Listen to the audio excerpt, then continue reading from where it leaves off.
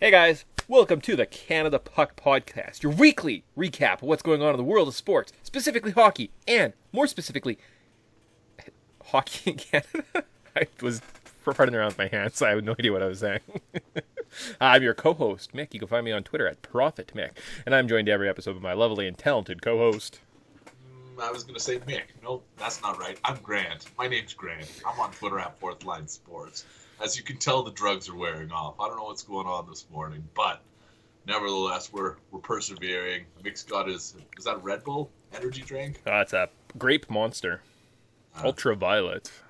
I don't know if we're going to get sponsorship dollars for this, but Black Cherry Bud Light Seltzer keeping me going. Oh, that sounds good. I might have to go grab one of those at the store afterwards.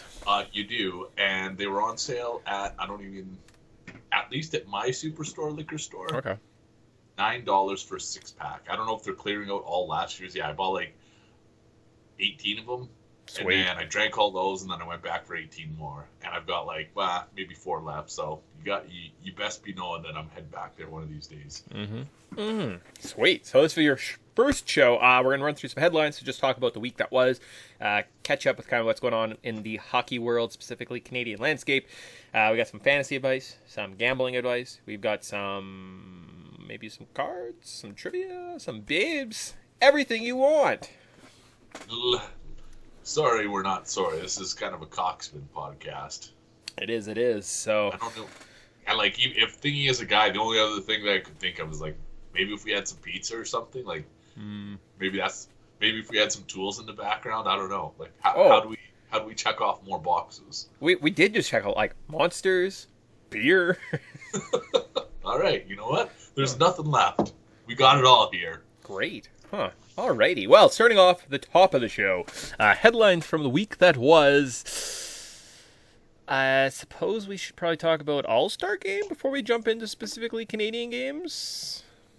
Yeah, maybe. Maybe. I guess that's kind of a logical place to start. Can we pull up this NHL All-Star rosters? Grant, initial feelings about the men's All-Star games. So you remember when Brad Marchand went off on his pedestal, or he's going on about how the Olympics, the NHL abandoning the Olympics is garbage. I gained a respect for Brad Marchand during that time. I gained a new respect for Nathan MacKinnon this week, and that is because he said the exact same thing. He said, this is the All-Star game, not the participation game.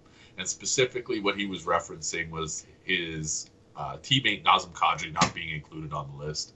I don't blame the guy. Kadri's, I think, fourth in the league in points, behind Connor McDavid, Leon Draisaitl, Ovechkin, and then I think it's Kadri. And he's not on the All-Star teams. I'd be fucking peeved about that too. And it kind of just validated my feelings that this is just a joke. This is all this is to anybody who looks at this. This is nothing but a joke. And then my feelings were super validated when I looked at the All-Star roster and I saw Adrian Kempe, friend of the show, first All-Star appearance for Adrian Kempe. I don't think he should be an All-Star over Nazem Kadri. And similarly, the other one too it was Central Division. Clayton Keller was the guy who I was like, he's good, but he's not really All-Star good. So I don't know if Clayton Keller should have been included. But Adrian Kempe, I still think you're not an All-Star. I concur. I agree. I've been saying it for a while. Like the NHL, at some point, the NHL All-Star, like it seemed like it mattered, right? And I don't know if it was mid-2000s for me, right? Maybe later 2000s. But somewhere along the way, I feel like they lost the narrative. And I honestly, I've checked out. I don't care, right? If you told me that,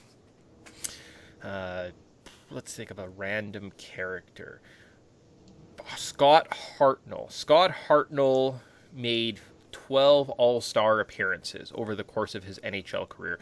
I don't give a damn, right? I think they are a weird statistic that we don't, like, they use them in basketball a little bit, but I don't know if, like, does anyone brag about making the All-Star appearances in the NHL, right?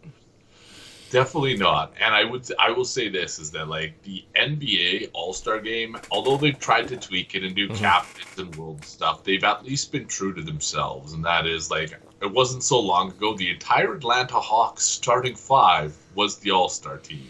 And I've seen that before, like the Detroit Pistons one year, they had something like 4 out of 5 guys or something, right, were just a line. So they reward, and it's a reflection of a season, right? So in theory, you could go back, watch a game, and you could be like, oh, this is the year the Hawks were really good, like Grant was saying.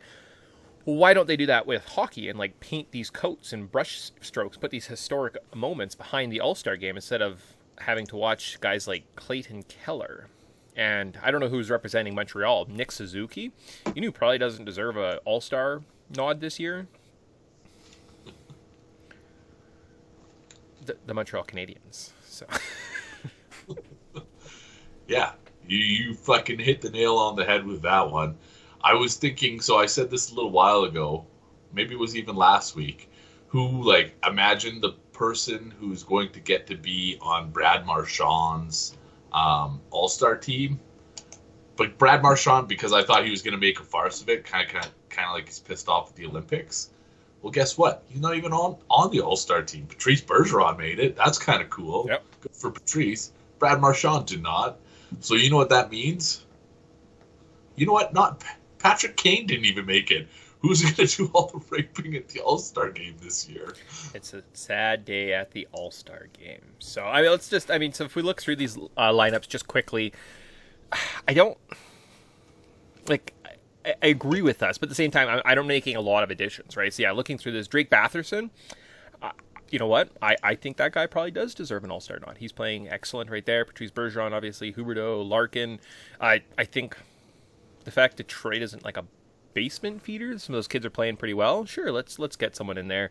We're not going to award someone like an unvaccinated Tyler Bertuzzi. Matthews, Nick Suzuki would probably be my big subtraction.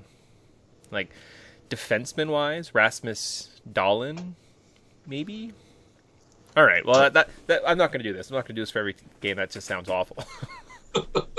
But, however, we do have, and I'm seeing here, we have a last man in candidate. So we can vote as fans for one extra player per division to be voted in. So it goes until Monday at midnight.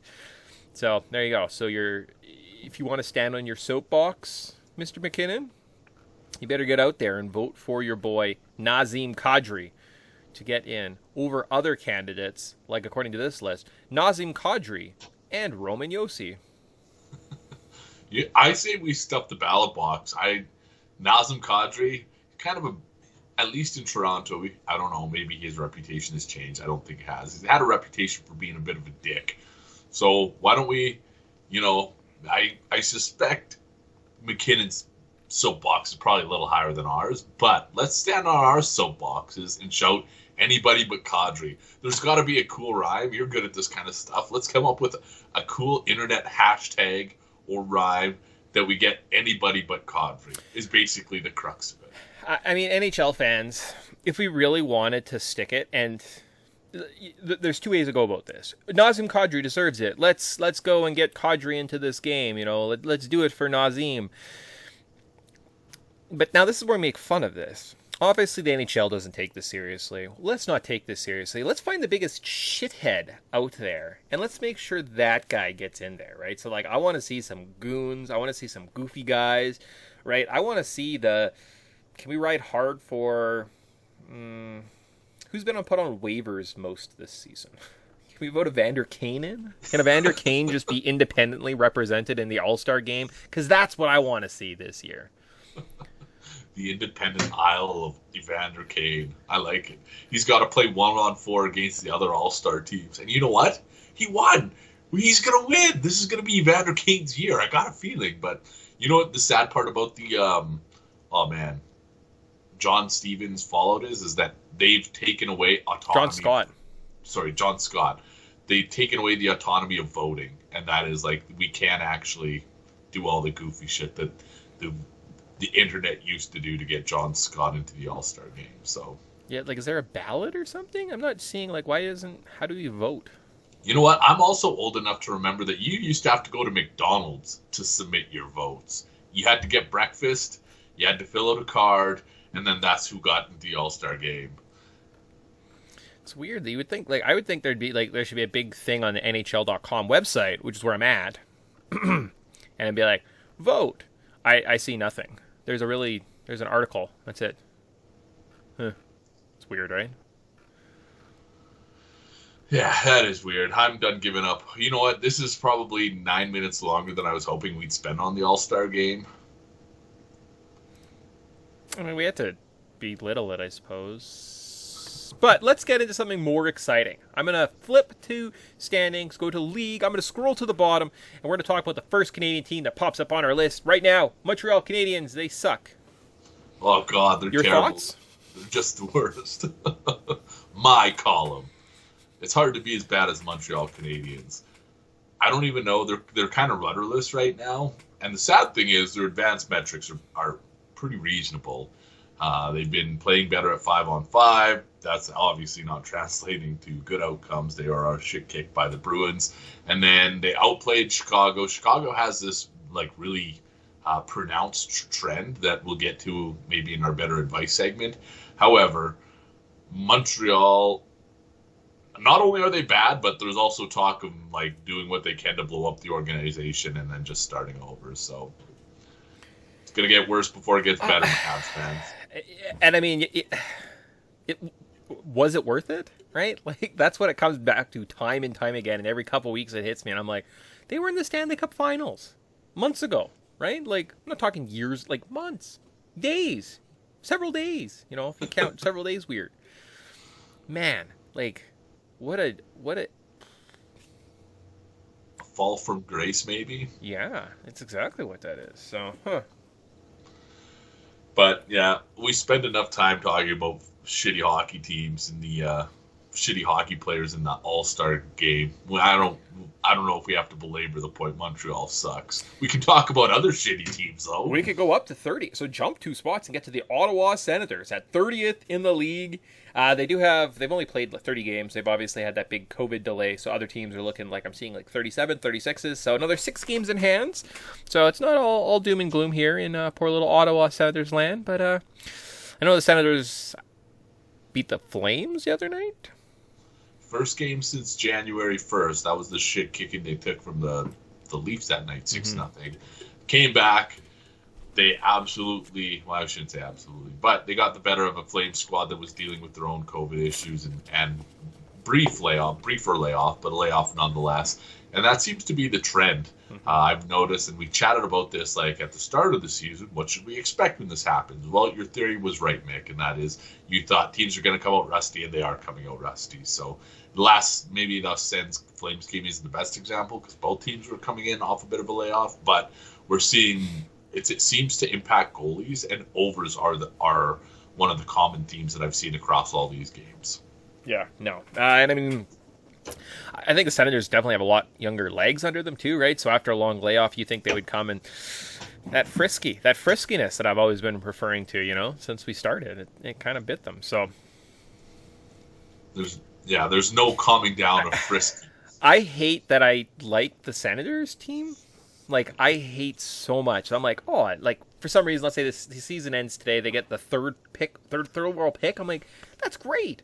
Add, like, another young talent to this great core and just kind of keep building internally like that. And, like, I hate myself that I just had that thought pop through my head. Let's get away from that terrible thought. Be gone. Talk about another cool team. The Vancouver Canucks at 23rd overall. Marching up the standings. I have to validate your feelings. I have to also get this off my chest. It's like, I kind of like the way the Sens are built. I was thinking that literally at the start of the segment. However, the Vancouver Canucks. What has happened to us? We have a thing we could just pass. We used to think we're like, if we don't want to talk about a team, we could just pass, right? Puck comes to you, pass it back. You don't even want to play. We used to pass on the Senators. There was like 2 years. I don't think we talked about the Senators. I hate what has happened to us. What has happened to us? Vancouver, 23rd. Yeah, we've changed, man. Vancouver, Bruce Boudreau made all the difference. Who would have thunk it? We keep saying the same things. They keep impressing me, I guess, with their efforts, their game scores. So Vancouver is trending upwards. My question that I keep asking myself is, will they make the playoffs? And I need your thoughts on this. Mick, are the Vancouver Canucks good enough to get into the playoffs? Shooting off the hip? No. I'd have to look specifically, I guess, at the wild card, but I'm guessing that... Where are we at? Pacific. I don't think they're going to catch Vegas. I don't think they're going to catch, say, Anaheim at this point. Let's throw... I know the Kings are in there right now, but I kind of like the Sharks, Flames, or maybe the Oilers to get in over top of them. And then you're telling me that they're battling one of those two teams. Are they going to make the playoffs? No, I think they're going to be on the outside looking in. I think there's just a little bit too much talent to overcome there. It's close, but I think when it comes down to it, the nitty-gritty, those other teams are probably stronger squads. So Anaheim is a team that they will eventually regress. I'm not sure when it's happening. I keep waiting for a break. I know that Anaheim is not making the postseason. They're going to fall out of this. It's just a matter of time. The Kings I'm not sure on because they have actually been playing a good team. And that basically, so I guess what I'm getting at is there's one spot in the top three. I think that the Oilers are going to climb in there, if not the Flames. Yep. Then that kind of leaves us with, well, between the Flames and Canucks, who could catch San Jose? And that battle, or that's going to the Flames like 99 times out of 100. So maybe there's... I think the Canucks make it interesting, but I'm on the same boat as you. I don't think they do enough to get in. Oh, and like if I'm a Canucks fan or you're a Canucks apologist, as they prefer to be called, like chances are it's going to come down to the last couple games. You're going to have some interest towards the end of the season, but I think as soon as the season ends, your season will, unfortunately, end. You'll be on the outside looking in. So sucks. Sucks to be a Canucks fan, but that's been kind of status quo since when did the Sedins leave? 2010-ish? 2012-ish? Something like that? No, they were around later than that, right? Like 2016, 17, something like that. They only retired a couple years ago. Did they? Yeah. Well, they stopped being good then around 2012. Let me look here. So Daniel Sedin, I don't even know if this is how far removed. Oh man, they did retire in 2018. The last time they put up more than 40. Oh no, he had a couple good seasons there. I stand by my assessment. The Canucks have sucked since 2012. I mean, that's true. The Sedins stuck around for a while, so they just kind of like died slowly, which is what we love to see. We love that. Yeah. On to number 19th, though. So we're not still in the top half. We're still in that bottom part of the league. We got to look at the Edmonton mother effing Oilers. I didn't know we're censoring ourselves. Man, it's going to be a brain... I'm going to have to flick a switch here, Mick. Just bear with me while I try not to swear. Oh, this is a kid-friendly segment of the show. We're allowed to, like, drink and talk about beer before and swear, but now we got to be, like, effing censored. Thanks a lot, Connor.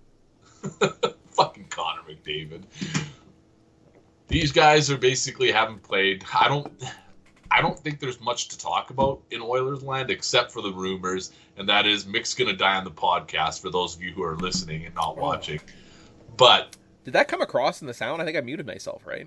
No, you did mute yourself. It was only because I saw you. It's like he's going to leave the room and choke to death, but...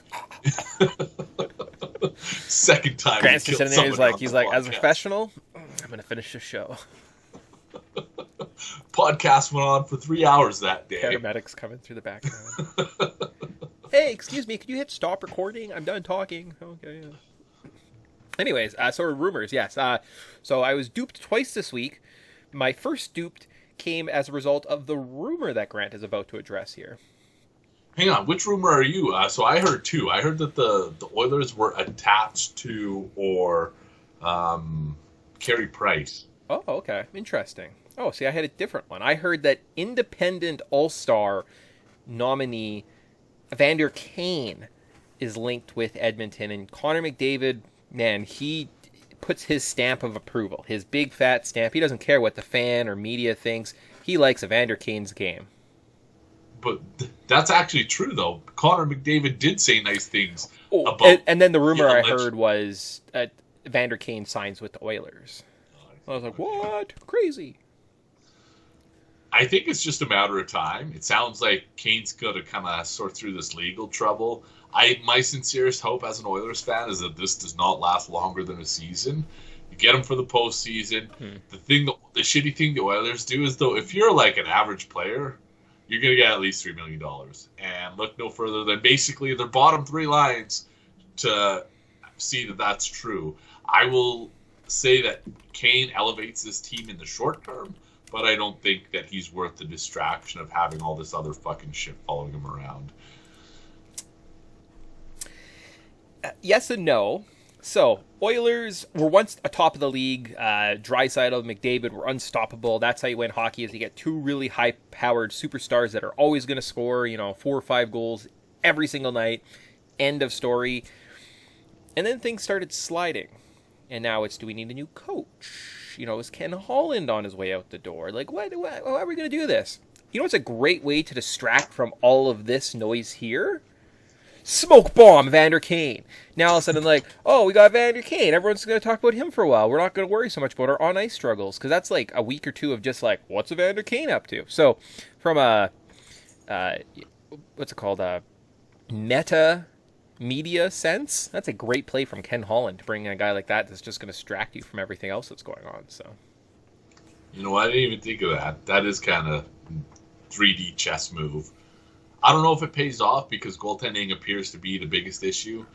And it's not even that goaltending is the issue. It's just goaltending lets them down, scoring lets them down, and since basically the first 20 games of the season, they can't get it right. So there's bigger issues at play, like you were saying, and changes afoot if they don't get back into the playoffs here shortly. And I think everybody can acknowledge the Oilers missing the playoffs would be the biggest disappointment, and that would basically be the green light for Connor McDavid to be like, you know what, fuck you guys, I want out of here. Yeah, no, and fair enough. I mean, I think it just, I don't know, it seemed like they had a lot of obstacles, right, between these COVID layoffs, and things just kind of slumped. McDavid lost a couple games, right, he kept just not showing up, or Draisaitl wasn't in the game. So when they kind of do get healthy, is Darnell Nurse back? Darnell Nurse is back. He was in and out of the lineup for the last little bit here, but he's back. Yeah, so that delay, getting that kind of that stud on the back end, which essentially they need, right? Because he kind of has to play 6 positions at this point, because they don't have a lot of depth back there. I wonder if that changes things, right? We're going to see that Darnell Nurse is probably worth his weight in cap hits shortly. So I suspect we'll see a positive trend coming in Edmonton. So, wow. That's basically Mick crucifying the Oilers. So long, Connor. I'm going to scroll up one and get to the Winnipeg Jets. Winnipeg, I often forget you even exist. It's sad, because this has probably been one of their best seasons. I was worried that when Paul Maurice left, they were going to shit themselves. The results haven't been outstanding, but their advanced metrics are working in their favor. So Winnipeg, Connor Hellebuck is starting to break, so the offense is going to have to do some heavy lifting. I hope there's a move coming on the back end, but that's basically all we get to talk about. I don't know the last time the Jets played. Yeah, I'm looking. Oh, here we go. So it was postponed. They're supposed to play today. Postponed. Oh, they beat the Red Wings. Oh, that 3-0 win. Postponed. No, they lost to the Avs, so they haven't really done much since last week. So they got 1 shutout. Good job. Well, Connor Hellebuck's still a dick. I'm looking at this. They've allowed 7, 1, 4, 2, 5, 4, 3 goals over the last, 6 games. So, goaltending, Connor Hellebuck, I stand by my assessment. He hasn't been as good as we've expected him to be, and he needs help on the back end. Cool. Who's representing Winnipeg? Is it Connor? It better be Kyle Connor. Kyle Connor is the only representative. Great. Cam Talbot? Cam Talbot is an all-star? Oh, man. Times have changed. I'm just looking at this. I'm just crossing this Central Division all-star. Kyle Connor first. Alex DeBrincat first. Kirill Kaprizov first. Clayton Keller second. Jordan Kyrou first. A couple others. Did someone say free and then pizza? Cale McCarr, Sarah's Cam Talbot all first. I Lots guess. of first in the Central Division. We had a Pizza Hut ad pop up randomly, so... Whoops. Was it at least for stuffed crust? I don't Triple know. box? I was so distracted by the noise. And we can watch. I think it's just pepperoni pizza. Good old pepperoni. They don't get enough love. So, yes, lots of firsts outside of what? McKinnon, Pavelski? and Clayton Keller, who is sometimes a second-time All-Star, even though Nazem Kadri could not be a first-time All-Star. But anyways, we've already moved on from that. Yeah, that's all right. All right.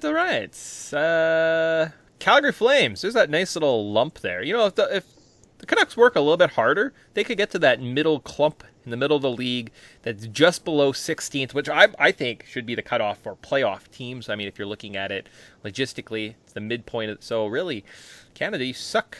All your teams are in the bottom half of the league. What the heck? You suck. You suck. So Flames at 17th. They got beat up by the Ottawa Senators the other day. COVID concerns. They're not playing with enough emotion, and that's how you should play hockey, is not logically, not physically, not skillfully, but emotionally. So, if you want to travel, we can use our time travel machine. We can go way back, and that is, I've been talking about how the Flames were regression candidates, and they were simply just overachieving relative to their metrics. This is nothing more than, this is akin to what we saw from Toronto back in early December, maybe end of November, something like that, where it's like, guess what?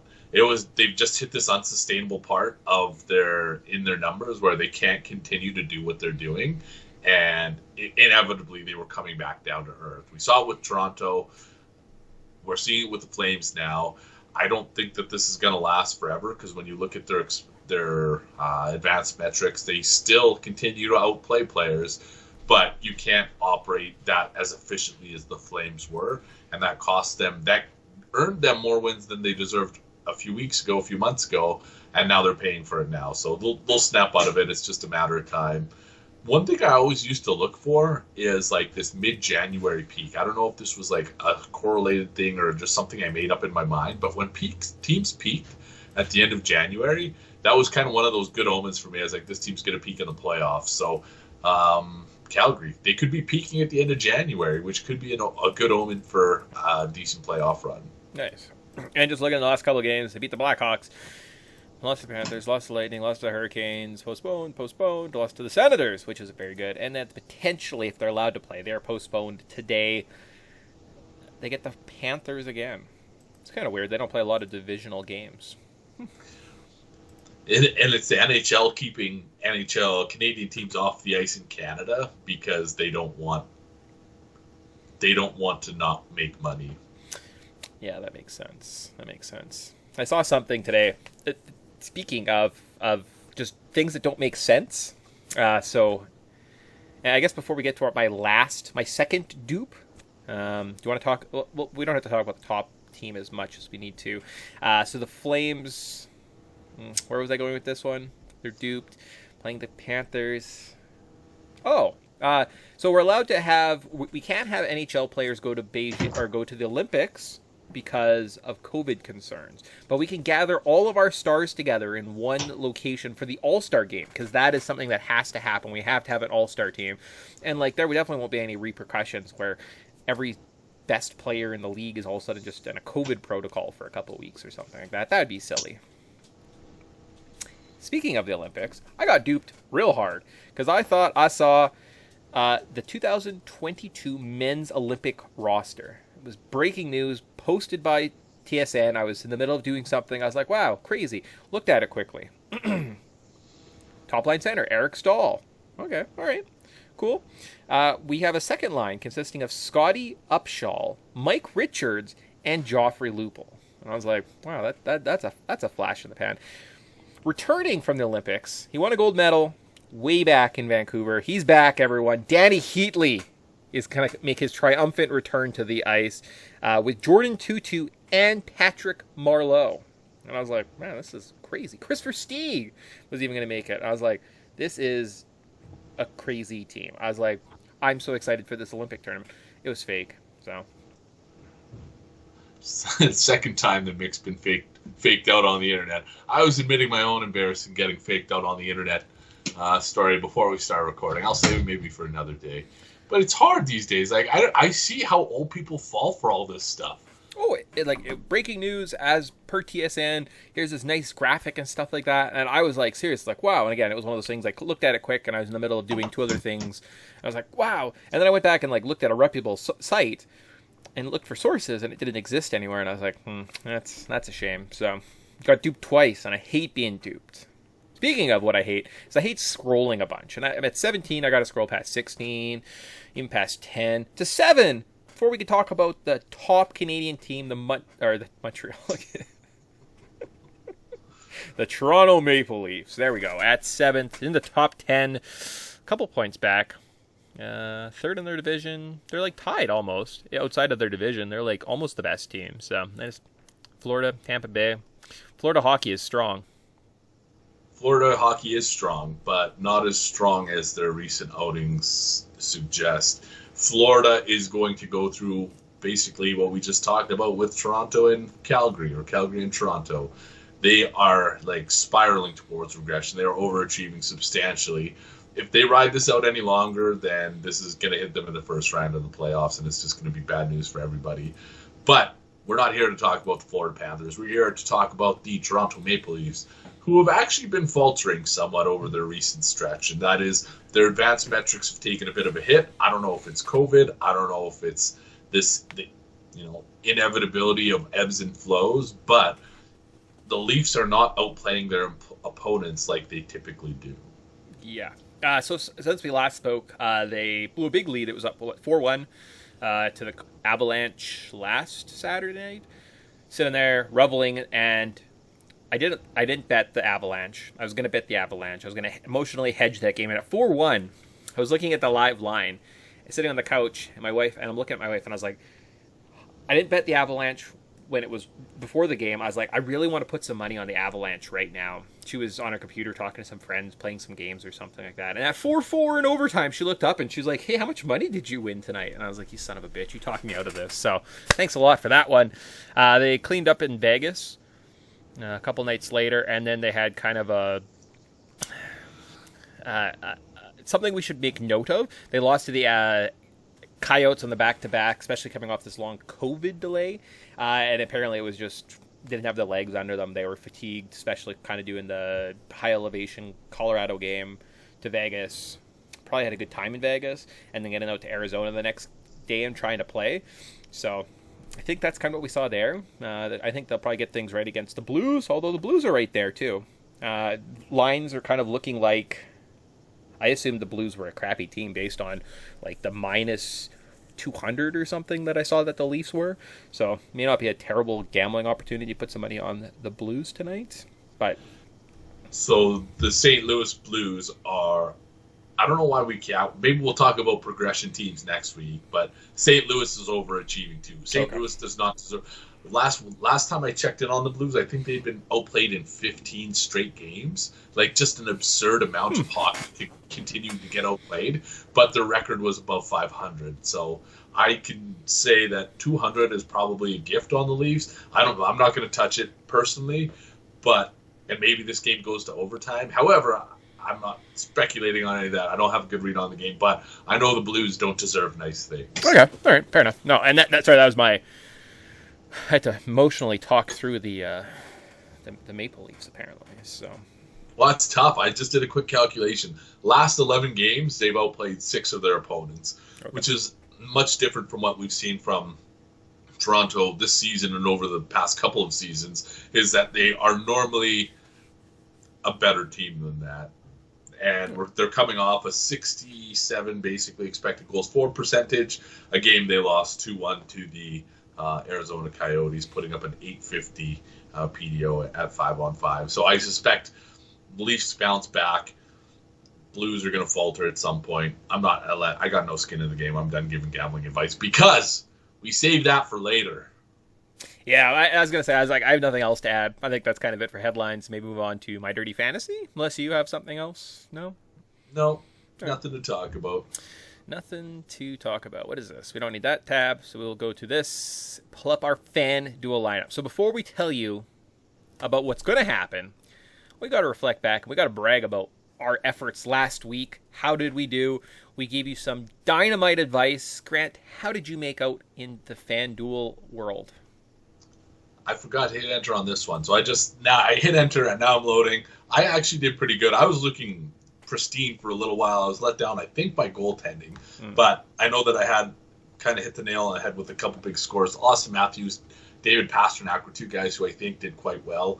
I'm just waiting for it to all load here. Yeah, so Austin Matthews, 36.8 points. David Pastrnak, 35.2 points. Brent Burns, 36.8 points. And you know what? If I would have had a little bit more help, Nito Niederreiter, we knew Nito Niederreiter's head was going to fall off. We didn't do anything about it. 3.2 points let me down.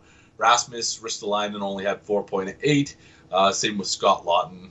Capo Caco had 11.2, which is reasonable. Goaltending again. I feel like if you don't get a goaltending win is worth probably at least a 10-point or 10-person jump in the standings. I was hovering in the top 10 until the Devils basically pooped themselves, and it wasn't looking good from the outset. I turned my $1 into $2.50. I finished 66 out of 595. How did you do? So I had a very similar trajectory. I was killing it, crushing it. Was in first for most of the evening, and then just kind of slowed down. I ended up 6th out of 51, won $3.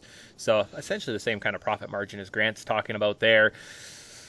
I had a successful goalie. I think I paid up a little bit to get Jari Saros against the Coyotes. They won, so that was a big one. My low guy of the night was Nito Niederreiter at 3.2 points. That's too bad. Ryan Johansson got 19.7, Barkov 16, Taro Teravainen, Taylor Hall both had 17 points, Skehey, Mike Riley had 20 and 11 points respectively. Boone Jenner with 23.2 points, but I didn't really have any of those reachers. I do have pulled up the guy who finished first. I think I have a better overall roster. So both have sort of kind of goalies scratch out there, Saros and Saros. And then if you kind of scroll up, like he had Roman Josi, who had 36.5 points, who's probably one of the high point guys of the day. And he had Thomas Hertl with 48.8 points. So overall, I think I had a better built team. He just happened to have two of the top point getters, which kind of pushed him over the top, right? So again, to reiterate, how do you make these lineups? You don't have to have the best guys all the time. It helps. Like, it definitely helps to win little, just kind of little tournaments. But that consistency throughout your lineups can also help you cash in, which is why today, we are going to help you cash in because I have home run picks all over. My lineup essentially is just home runs. See, I've got a bunch of singles, so I want to hear your home run lineup. Oh my gosh. So I have more home runs than ever. I don't like this lineup. I put this together when I first woke up. I don't know. Grant's gonna might have to talk me out of this. I went with Alex Nedvicic. I should be allowed to play him if I can't. Detroit over Buffalo. I like is the play. I think that's a win. And that's kind of how I started building my lineup. Where do I think is the win's going to come? I like him. He's like $7,600, so that's not terrible. Then I went with McDavid and Draisaitl at both spots. They're playing the Senators tonight. I just have this feeling that at some point things are going to normalize. We haven't seen McDavid play hockey in a little bit. It's been a hot second. I think we're going to see like 10 points between the two of them. And then I just had to bargain dumpster dive the rest of the team because those are like two of the most expensive guys. So I got Michael Bunting at $4,800, Zach Hyman at $56, Michael Ferrario and Brendan Dumoulin at $43 and $4,200 respectively. Zach Kassian, because we got to keep that Oilers love going, at $4,100, and finally Alex Tuck at $4,400. I like the Alex Tuck play. The rest of it I could potentially be talked out of, but actually I do like that Alex Tuck. Other than that, Grant, how did you make out? Well, I think we crossed that bridge, but I do like some of your plays. I like you basically pulled up all the people who I was like, you know what, if I didn't have a little more money, I would go with this person, but I did have a little bit more money, and that is I only splurged on Connor McDavid up front. But I know how it always plays out with you and I having the same people, so I might actually change that. Anytime we both have the same person, Connor McDavid, Nito Niederreiter, it never works out in either of our favor. So maybe this is the universe telling me I should have went with Drake Batherson like I wanted to. Nevertheless, Connor McDavid up front. I had initially penciled in, you know what, I can't even remember now, but I took whoever it was, that bum out, that useless bum. I put in Braden Point. It was one of the top guys. Anyways, Braden Point, Lightning against Dallas. Dallas on second night of back-to-back on the road. They've been less effective on the road, coming off a 7-goal shellacking at the hand of the Panthers. I think Tampa cruises on home ice. Braden Point is, I think, undervalued on tonight's slate. Winger positions. I went with a competing wingers, James Van Riemsdyk and Capo Caco. I was burnt hard by the over last week. but I like both of those guys to score tonight. I think we're talking about two of the more talented offensive players in what I'm anticipating to be a high-scoring game. I didn't stop there, though. I also added Adam Fox, who has been... Well, he's a defending Norris Trophy winner. He picked up where he left off. He's near the top of the betting list again. And I'm using that to validate that he's a good defenseman. He is a great defenseman.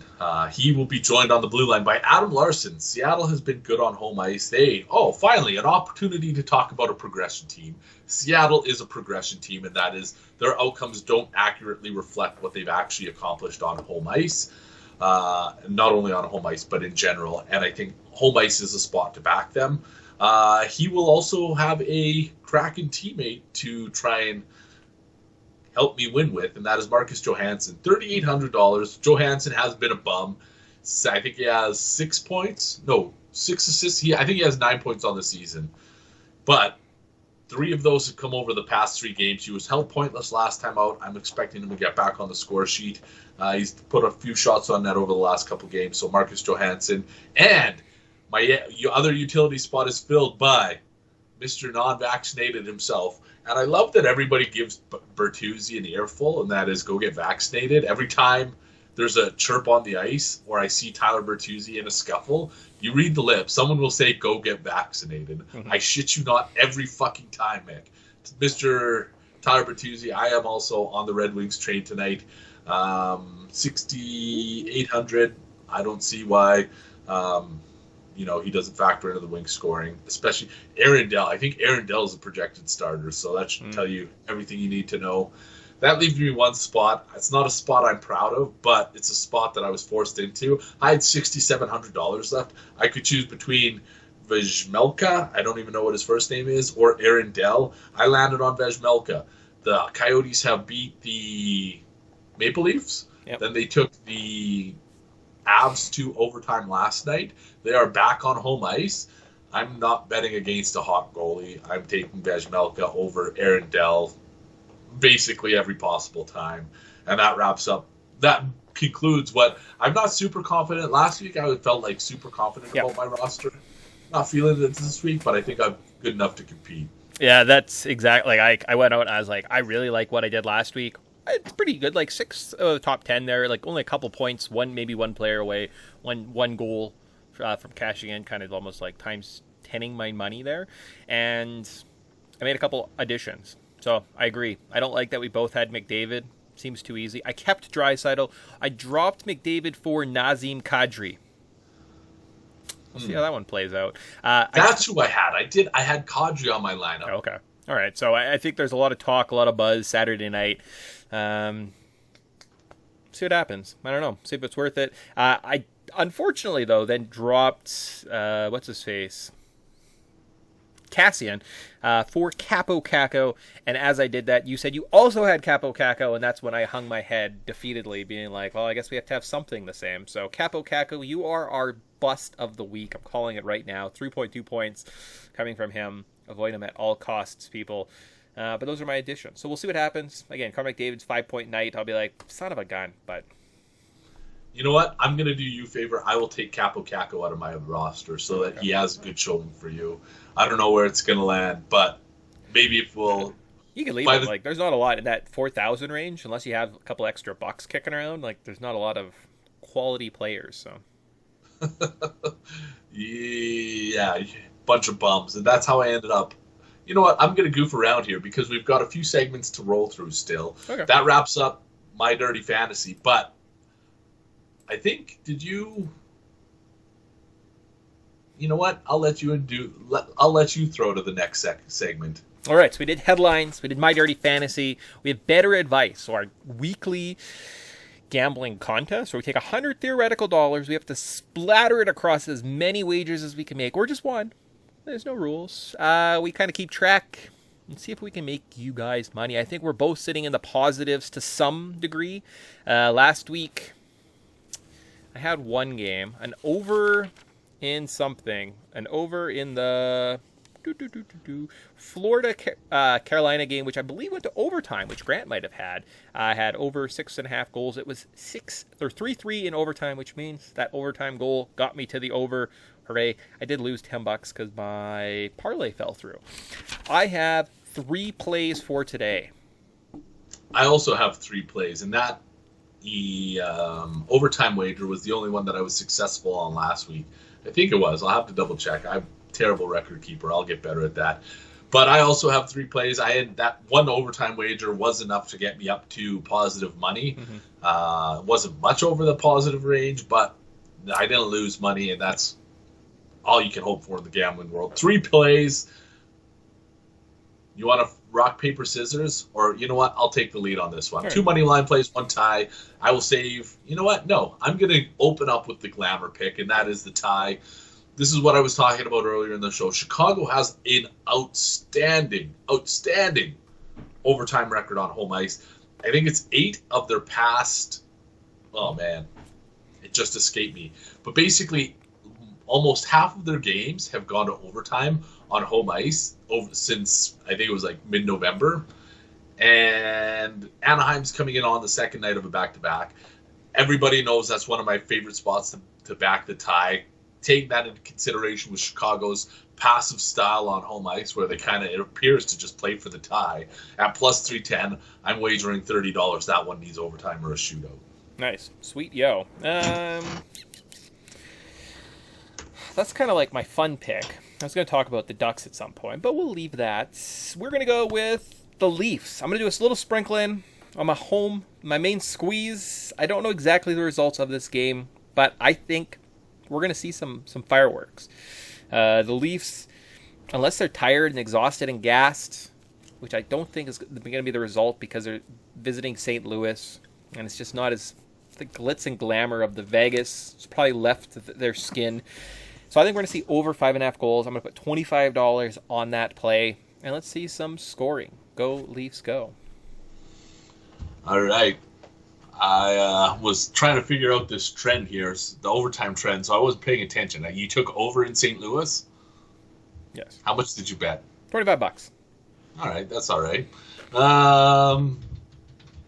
Philadelphia Flyers, plus 128 home dogs against the Rangers. Rangers have not been good. They have also a team that I've pegged for regression. Philadelphia on the other end of the spectrum, they are a progression candidate. Flyers are coming off last game. They're coming off more impressive efforts. So I will say the Flyers at plus 128 aren't as bad as the betting line implies. And I'm rolling the dice that it all this is one game I thought maybe might go over to overtime, but I talked myself out of it. I was like, Flyers are going to win. Maybe it goes to overtime. Don't be surprised if it does, but Flyers come out on top. My second play is I've just got the most chalk pick of chalk picks. I noticed that the Blue Jackets beat up on somebody the other night. They're playing the Florida Panthers tonight. I don't know. I have a feeling that when bad teams are not going to win multiple games in a row. Sometimes they do, though. So we're going to take the Florida Panthers as one part of this parlay. We're going to take the Colorado Avalanche. We're playing the pesky Coyotes. They went to overtime the other night. The Coyotes picked up a win this week. I don't think the Coyotes get 2 wins this week. So we're going to take the Avalanche. And then I like the Oilers bouncing back to some degree, beating the Senators. The Senators are coming off of that COVID hiatus, beat the Flames. I don't think they're going to get 2 wins in Alberta, so I'm going to take the Oilers, the Panthers, and the Avalanche. Chalk pick, plus 146, so not terrible. $50, and that's going to hopefully keep me in the positives next week, so if that hits. All right, I got to the bottom of the Hawks overtime trend. 8 of their past 18 overall, and 7 of 11 on home ice have gone overtime, so better than half on home. Almost half since mid-November. However, I am taking the contrarian approach to the Arizona Coyotes and Colorado Avalanche game, and I am on the Coyotes at plus 315.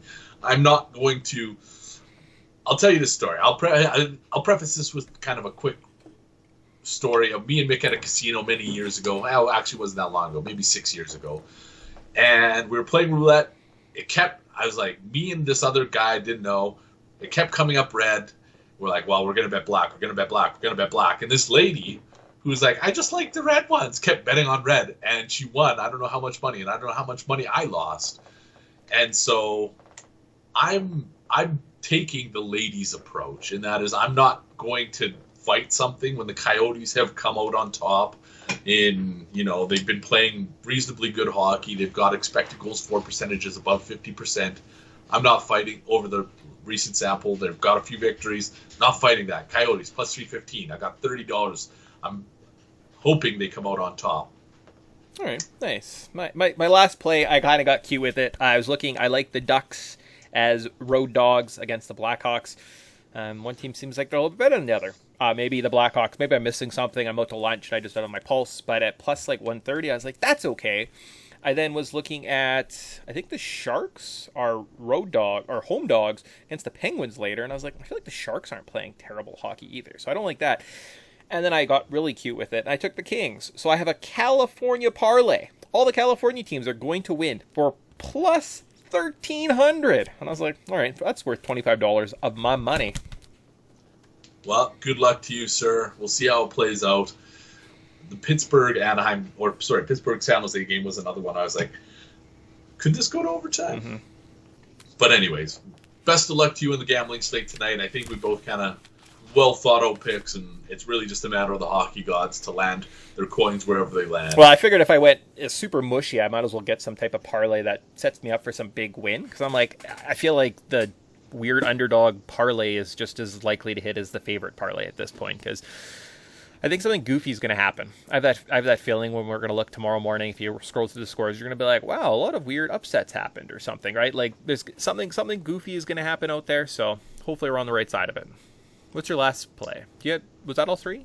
That was all three. Oh, all right. Tie in Chicago. This is Yotes and Flyers money line. Cool. All right. I should have known, because it's 50-minute mark, and that's when we're always done, and then we meander for 10 minutes, and we have an hour show. No idea. Every time. Yeah. It's like clockwork at this point. So that's it. So, we've caught you with headlines. We made fun of the All-Star game, which is important. We told you how stupid I am and how duped I get on the internet. Grant alluded that he also, apparently we get duped very easily on the internet. It's something we have to work on. We won you some money. We talked about some fantasy. All that's left is Grant to open some cards, get some trivia going. So Grant, you struggled last week. In fact, the fans have been saying, Grant's been struggling a lot. Is everything okay? They've actually asked me to check on you. And I was like, I don't know. I don't know if he's okay. Not doing so well. So I was like, you know what Grant needs? He needs a confident booster. That's all it is. It's just a little bit of a booster. So I'm just going to lob some pitches in there, and he's just going to be able to get his swing right and get going. We're going to go back to the draft, as we did last week. Grant, can you tell me, for potentially a pack of cards, and if you get 8 for 8, maybe there's a special prize for you. Grant, can you tell me 8 of the top 10 players drafted in the 2015 draft? And hints, for some reason I picked this year thinking about you. This is now, I don't know why I struggle so much with drafts, but I do. I'm confident that that's Connor McDavid's year. So hey, ding, ding, ding. We got to look at that one.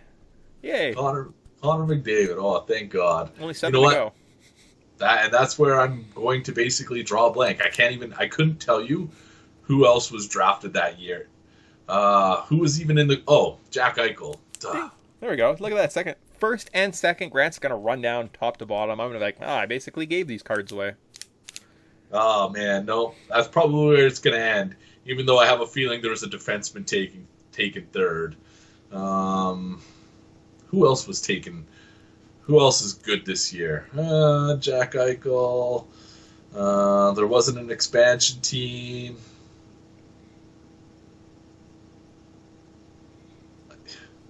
This isn't a fair game to play, Mick. I hate this game. I hate drafts.